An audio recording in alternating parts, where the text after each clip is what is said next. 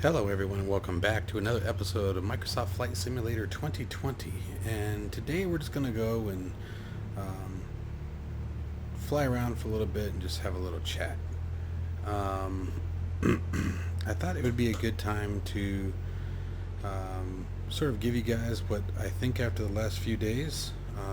Been flying for a couple days now. What was it, since Tuesday? Give me a second here. I figured I would talk about a lot of the things that everyone seems to be wondering about. Performance, we'll talk about the setup, talk about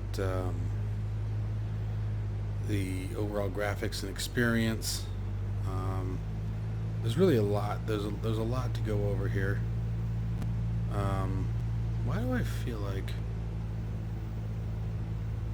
that's not where we should be? Whoa. And why do I feel like I should not be taxiing that fast? Anyway, so first thing is setup.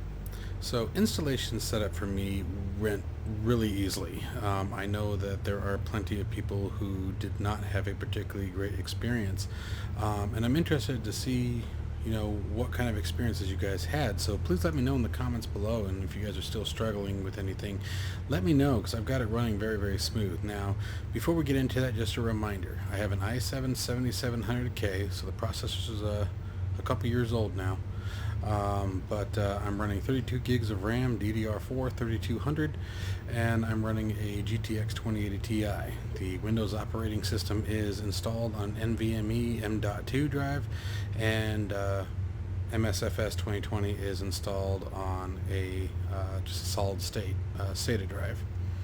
So, and I will tell you guys that having your OS on an NVMe 2 does make a big difference, even with games. It's not just about where your application's installed. It's more actually about where the OS is installed, as the OS is what's pulling all this information. So both of them come into play. However, I wouldn't say that they're critical enough where the impact would be drastically noticeable. So keep that in mind moving forward. But so setup was very, very easy. All of my controls were plug and play. I have not gone in and changed any key bindings at all. I've had to go in and find what certain key bindings are at times, but other than that, it's been a walk in the park.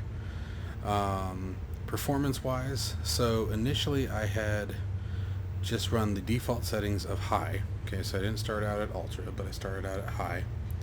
And then I decided to go ahead and see what I could get out of it, as far as frames per second. Okay, so FPS. And by doing so, what I did is, what was it, Tuesday or Wednesday, I noticed that NVIDIA had put out a game-ready driver for MSFS. Now, so I decided to go ahead and give that a shot, and I let NVIDIA optimize it. And honestly, I found that their graphics settings were way too conservative, especially for having a 2080 Ti. Like, I was just blown away by what they were deeming as optimal, I guess. I mean, that's what it claims it as, and it just, yeah, I called major BS. By the way, yes, I know I'm taxiing down a runway. It's perpendicular, it's not in use right now. I didn't go through ATC and all that today. I'm just sort of writing and chatting. So I don't recommend the NVIDIA optimization. It really killed a lot of the graphical experience. The terrain looked washed out and flat. The consoles looked flat and washed out. If you guys watch my previous videos with the Cessna 152 training courses, that was all through the NVIDIA optimization. And so, I mean, I gave it its due trial. I didn't just let it run for a couple seconds and be like, nope. I flew with it for quite a bit. And it's not that it looked terrible, it just certainly not what this graphics card is capable of. So I don't know how they set what their optimization is, because I cranked a lot of the settings right back up today, and it's been running smooth as glass. So, which brings us to our next part, which is performance. The performance that I have experienced thus far has been honestly great. There have even been a lot of people that in the airliners. Now, I haven't spent really any time to qualify as a valid test in the airliners. Jumped into the A320 a little bit just because I've never flown it. I had it for X-Plane for probably 3 years or so, and it literally never even started the aircraft up. So I figured, you know what, with this, let's go ahead and give it a shot. And I didn't really have any problems. I mean, there was a little bit of stuttering here and there, but nothing that I would like lose my hair over. Why do I feel like I'm not on the runway? Because I'm not. There we go.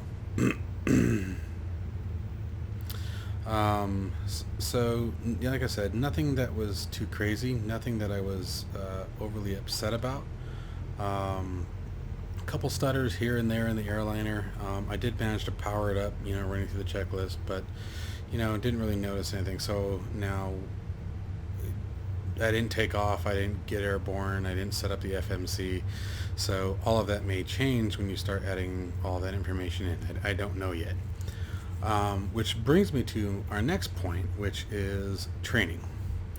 So one of the things that I wanted to do with MSFS 2020 is try to attack it from a completely newbie experience. Someone who didn't have any background in aviation, didn't have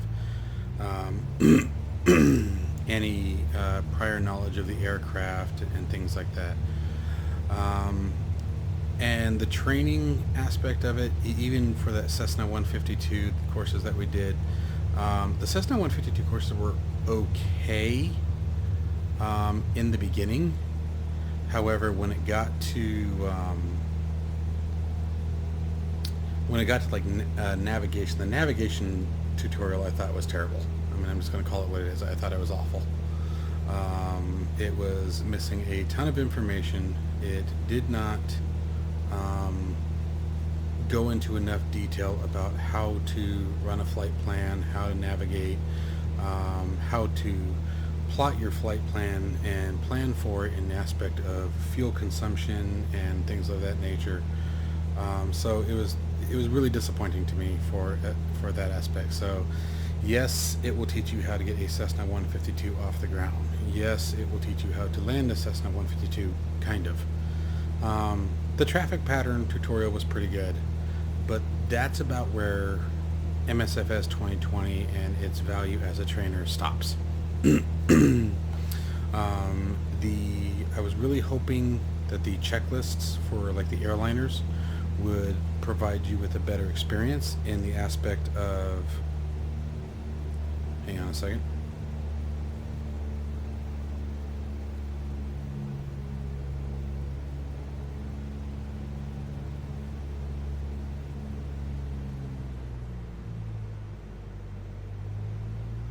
There we go. Setting the mixture.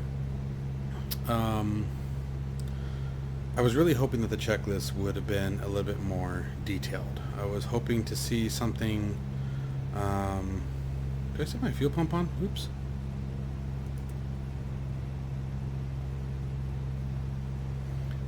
I was hoping to see something that would be much more step by step, that would give someone who was new to airliners, who maybe really wanted to give it a shot, a training platform to teach you how to set up the FMCs, to teach you how to enter your flight plans, and especially starting out with the A320, something that would give you a step-by-step, and it didn't. It tells you how to power on the aircraft, it tells you how to start the engines, and that's it. And for an airliner, that just doesn't work. That's not enough information. That's nowhere close to enough information. And like I said, I thought the navigation tutorial for the Cessna was crap. And I mean, in a Cessna, how hard could that have really been? So, wow, look at that. That's pretty. So this is Tucson, Arizona at night, which we'll get into our next subject in a second here. So to sort of wrap up training, I do not think it's a good training platform. I think it will be a great practice platform for someone who already has the knowledge. The flight models seem pretty good. As I'm sitting here, we're rocking around right now. Um, that's the wind that's happening out in Tucson right now. This is actually what Tucson really looks like right now. It's pretty cloudy, pretty hazy. There's a light breeze around. It's been raining off and on the last couple of days, so we're flirting right now with a thunderstorm, but it hasn't actually rolled in yet. So I like the flight model. The Cessna 172 seems to be good. The 152 for what it is definitely good. Again, as I said in the training courses, the 152 is just so damn gutless. So yeah, it's definitely fun. I've definitely enjoyed it. I think the biggest thing for me is the immersion that it's going to offer, especially once it's a viable VR platform. I think the immersion is going to be absolutely ridiculous if they can manage to keep the performance clean enough where people can actually enjoy using it in VR. Because the danger with VR, from what I'm seeing with MSF2020 right now, the graphics are very good. The terrain looks amazing, but this is being played on a monitor. We all know, for those of us who fly VR, VR requires a heck of a lot more horsepower and a heck of a lot more settings, I should say, or intense settings to get a really crisp and clean picture. Like, to get anything that's close to what we're seeing right now on the screen in VR, you better have one beefy machine.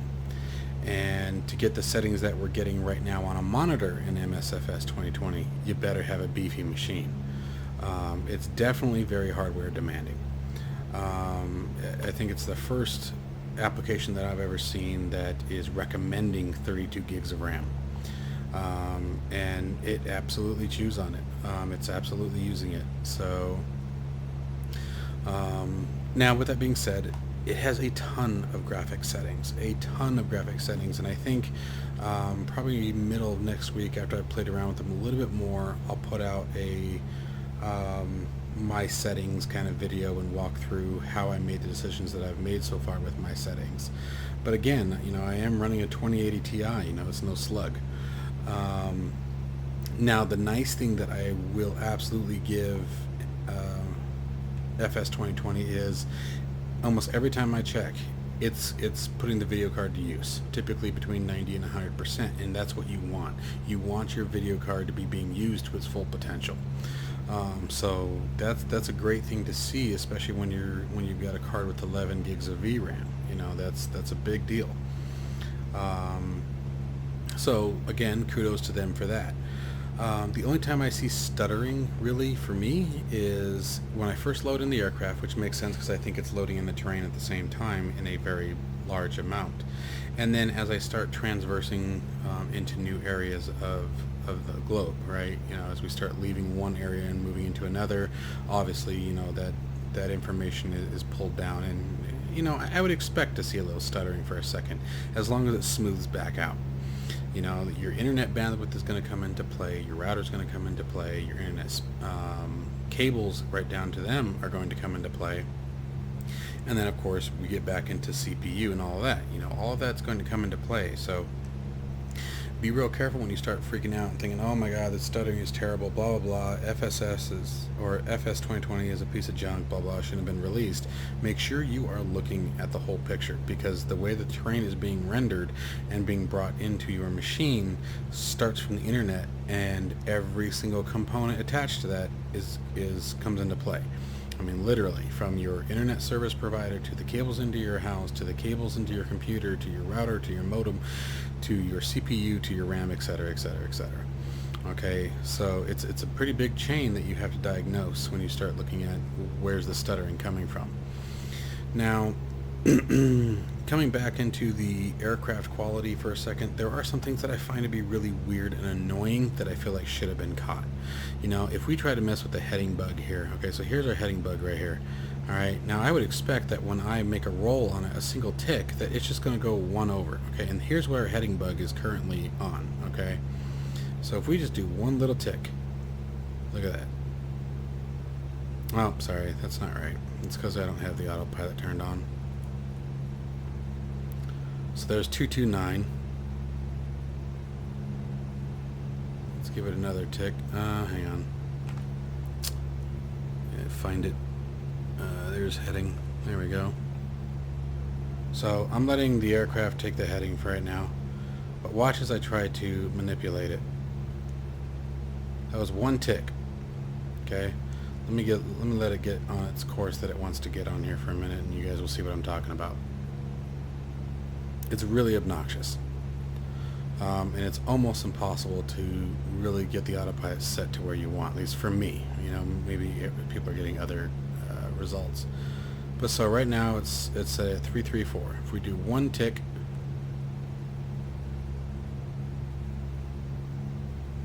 look at that. That's 327, 326. I mean, it went, or 325. You know, it went 9 degrees for a single tick. Now, if I just hold left click, you can do that, but you know, you have to be really quick and you have to wait for it to start responding to that. See, that first click jumps at 10 degrees. Look at that. So that's annoying, and there's no way around that. So again, that's a load of crap. That should have been fixed. I have absolutely, you know, been able to use a heading bug before, and wow, weather's getting nasty. And that's just not how they move. You should be able to fine tune it very easily. You know, so I don't like things like that. There's some other weird behavior, you know, sometimes with the yokes. The flight controls sometimes at points seem a little too sensitive. And the other thing that I haven't been able to figure out yet, but in their defense, I haven't dived down deep in it, is fine-tuning your flight controls. I haven't really found that to be a easily identifiable process. Let me turn the autopilot back off. I don't want it on right now. I'm enjoying tooling around. Yeah. So, all in all, I still think it's absolutely worth the money, with the exception of the deluxe. I don't know yet that I would endorse the deluxe, and I do have the deluxe version. I did buy it. So I haven't decided yet if that's worth endorsing yet. I'm going to take the next couple days and learn the A320. Actually take the time to figure out how to use the FMC, but that leads me back to sort of my annoying point. I know I already mentioned this, but I'm going to have to go to YouTube or go to some other documentation to figure out how to start this aircraft. And honestly, when it comes down to YouTube, unless someone's already done it for MSF2020, I'm going to have to look for X-Plane 11, right? And I was really hoping that this would be a situation where, you know, they learned from others' mistakes, I would say, and because I do think it's a mistake. I think if I'm going to put an aircraft into a simulator, then I should provide the training on how to fly said aircraft. At the very least, the basics. You know, a quick, you know, document on how to program the FMC. That's the hardest part. You know, your checklists are fine. The checklists are great, as a matter of fact. I love the training for the checklists. You know, the fact that they have the little eyeball that you can click on that takes you right to where you're at in that checklist. You know, the fact that you can have the co-pilot, quote unquote, run through the checklist and start everything, and yet you still bounce around and you can see what the co-pilot is doing. You know, that's a great learning aid. And then to just drop the ball on, okay, I'm going to show you how to start an airliner. I'm going to show you how to, you know, get the engines running, but that's it. You know, it's like, well, okay, it's not a Cessna. You're not going to take an A320 up and do what we're doing now and tool around, you know, Tucson. You know, so those are a couple things that I haven't liked. But I would say if you are already a flight sim enthusiast, if you're someone who enjoys flight simming, if you're someone who already has a lot of knowledge or enough knowledge, you know, to get by and a good mental platform to start out with, then absolutely buy it. Absolutely buy it. I would say if you are someone who is brand new to simming and you don't mind going to YouTube to get your information, absolutely buy it. And the reason just why I say that is just the graphics are phenomenal. I mean, I've had X-Plane 11 for a long time. And the thing about X-Plane 11, although it's an awesome platform itself, I am not trying to discredit it at all. I'm not, and I need to really emphasize that. I love X-Plane 11. I flew it for a very, very long time. But I also have put a ton of money into X-Plane 11, to make it look the way this one looks out of the box. to get that that realistic scenery down below. And unfortunately, with X-Plane 11, it was all 2D. We would not be seeing these 3D images down beneath us in X-Plane 11. We'd be seeing the lights and on top of a 2D plate. So, and again, it's because of what they were restricted to. It's totally okay and understandable. And MSFS 2020 has its issues, especially when you get down low. You start really noticing the degradation in the quality. But again, how often are you really legitimately flying low if you're taking this as a true flight simulator and not just being being goofy and flying in a way that you wouldn't really fly in the real world? So if you take it as a real world experience, I think it's absolutely phenomenal. Let's see what else. I'm trying to think about all the comments that I've seen and heard and trying to relate to them. I don't normally plan my videos out, guys, just in case you haven't caught that. I don't like to do that. I think it's when you tailor it, for me anyway, I think I end up missing more than not. So we've talked about setup, we've talked about performance, we've talked about the graphics, we've talked a little bit about flight model. Again, for the flight models, I think they're absolutely great for what they are. I think when we start seeing third-party payware aircraft, I think it's going to be absolutely out of this world. My biggest concerns for them right now is VR. I can't stress that enough. I think if they find a way to implement VR where it doesn't crush performance and crush the visual integrity of the sim, they're gonna do some damage. They're gonna change the game, and in many ways they already have. They've absolutely changed the rules. So if that gives you guys any inclination as to whether or not you should purchase it, they've definitely raised the bar. Microsoft set a whole new bar of what is acceptable with the simulator, and there are certain people who have said that it launched too soon. I don't know that I agree with that. I will agree with those who have said certain aircraft were released too soon. Yes, that is true. I was watching one the other day who was flying in an A320 getting 14 frames per second. Absolutely, I agree with that. That's horse crap. You should, if you're releasing a product that is so poorly optimized that in a system like mine where you're rocking $1,500 video cards and a fair setup around it, and you're getting 14 frames per second, you shouldn't even have bothered releasing that particular product at that point, because you're setting yourself up for nothing but a bashing from the public right off the bat, and then B, you're spoiling what should be a good experience, and that's the whole thing, is that this is a really awesome experience if they take advantage of what they have to offer. And if they spoil it by giving more than what they're ready to give, it's sort of like, that we've all said for DCS, for those of you who played or fly DCS as well. I think they've done a phenomenal job lately with, changing their update to once a month. Because each time one of those updates come now, they're getting tons of bug fixes. We're getting tons of new features that are actually ready to be released. I am someone who would much rather wait a little bit longer for a quality product than get something that we're excited for only to find out that it's a mess, right? Because that just makes it more frustrating. It's like being able to sit in a Lamborghini and someone tell you, all right, well, this is yours, and then it doesn't start. So I think that it has a long way to go.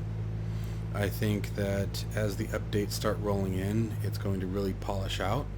I just hope that they're listening to the public. I hope they're listening to the concerns with the terrain. I know there's a bunch of other different settings yet, though, that I haven't even played with yet, that will help optimize a lot of the terrain issues and things like that. So we've got time.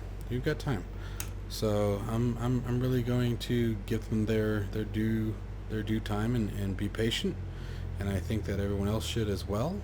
because I think that it's an amazing platform. I think there were some things that they were just too cheap on. Like I said, the training I think is my biggest upset with them. So you guys take that as you will.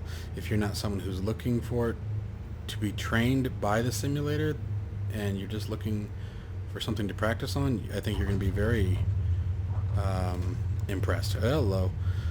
I think you're going to be very impressed. I think you're going to be very pleased with the product that you've purchased. But again, I was really hoping to see a platform that would actually take the time to also teach someone who was new and wanted to be a part of the community. Hello. Oops, turn the fuel pump off. Guess I shouldn't have done that, huh? Alright, well, now that I've absolutely screwed myself. Oh, we get that started again, shall we? Hey, how about that? Okay. That was dumb. Yes, I'll be happy to taxi off your runway as soon as I start my engine back up. Put that mixture back in. There we go. Alright, so I hope you guys have found this video useful. Again, I just wanted to give my honest opinions on how it's been after the last 5 days. I have flown it a little bit every single day. I think this was my first time at night, and as I think that most of you would agree with me, it was beautiful. I'm very impressed with how it looked up there. The real-time weather system, that's the other thing. I love it. Love the real-time weather. Yeah, absolutely perfect. I mean, this is exactly what it looks like if you look out my window right now, and I'm actually fairly close to TIA, so the weather system is absolutely phenomenal. The AI, I guess we can talk about a couple more points here. The AI I think is a little ridiculous. I am not impressed at all with the way they've done ground traffic, vehicles, trucks, etc. I can't tell you how many times I've been taxiing down this very taxiway and had a truck come head on at me. It's like, no. I have flown out of TIA multiple times, and you never see that many trucks out on TIA, much less running across the freaking taxiway constantly. The quality of the AI aircraft up until today was pretty crappy, but I also found there was a setting that you can choose that will basically pick a generic very low textured AI flight aircraft, or you can set it to, you know, the higher grade that we would fly. So again, I get why they did that. That's performance impact is what they're looking for there. So I guess that's the other thing I will say. If you are having issues with performance, you know, there's a ton of settings that they have offered to help you try to customize it for what's best for your machine. I think it requires a lot of work. There's a lot of effort involved in it, a lot of digging. They've done a pretty good job with the number of settings that you can adjust for your graphics. What I don't like was that they are yet another one who doesn't tell you what they do. Now, a way around that for you NVIDIA users, if you have the GeForce Experience, that what you can do is go into your GeForce Experience, have it find MSFS2020 as your game option, click the Optimize button, but then it'll give you a menu of all the video settings that MSFS2020 has. And if you mouse over each one, once you highlight it, it will tell you what it does and give you an example on the display. So here, you know what, let me show you guys that real quick. So give me a second, I'm obviously looking away. Alright. So if we come here and we find Microsoft Flight Simulator 2020, just click on it. So here is all the settings, or here are all the settings that they have currently. Oh, excuse me. And you guys can see that this is their optimal configuration, and they're really really conservative. I mean, certain things I did put at low, but here's what's nice, you know, like mousing over that, if you guys look up in the top screen there, it tells you what it does. and it gives you an example of it. And anything inside that green box, it's showing you what that particular setting does. So that's really awesome. And so I would not follow the optimization. Now, what you can do is sort of what I did. I did optimize it, and then slowly started changing the things that I didn't want to sacrifice. So like this is, adjust the quality of the synthesized textures, and then, for example, here, if you don't know, let's look at volumetric clouds. Adjust the quality of the clouds. Boom. Let's look at shadow maps. Here we go. Adjust the resolution of shadow maps. I'm trying to find one that like really will throw somebody off when they see it. Give me a second. If you don't know what depth of field is, it adds the blur effect to parts of the screen that are out of the focus. So much like you would see, if you guys have ever been speeding down the road or something, you notice that everything in your peripheral starts getting real fuzzy. Okay. Contact shadows adjust the quality of precise screen space shadows, and again gives you that square, showing you at least where it is, so you can sort of extrapolate what's what. Buildings, yeah, they set this to low, which I didn't like that at all. It really washed a lot of it out. Anisotropic filtering, increases the sharpness and clarity of textures, especially those viewed at a distance, or on an angle. So what it does is helps take away some of that blockiness, that you'll get. So anyway, if for NVIDIA users, unfortunately, this is all this applies to. I don't know if AMD has anything that's similar, but you can also do this, map over it. It sort of gives you guys an idea. Select a different image. You can do this. So it's a neat tool for NVIDIA users. And again, this is just GeForce Experience. And if you don't have it, just download it. Just Google GeForce Experience, and it'll pop right up. But anyway, that's enough for me rambling for tonight, guys. I hope that you guys have found this useful. I hope for those of you who are on the fence, maybe this has helped you lean one direction or the other. Even with all my complaints, I must stress I am absolutely loving it. I need to get my butt back into DCS, but I've been having way too much fun messing around with this, and I really haven't done a whole lot. So anyway, we'll get back into it tomorrow. I'll get you guys another video where we'll continue diving deeper into it. We'll start looking into configuration setups, tips and tricks possibly that I can come up with to help smooth things out. All right, there are liveries that are already starting to be made for the aircraft by third-party developers. So the ball's getting rolling. So stay tuned, guys. I'm gonna keep the content coming as long as I find it, and I will see you guys in the next one. Have a great weekend, everybody.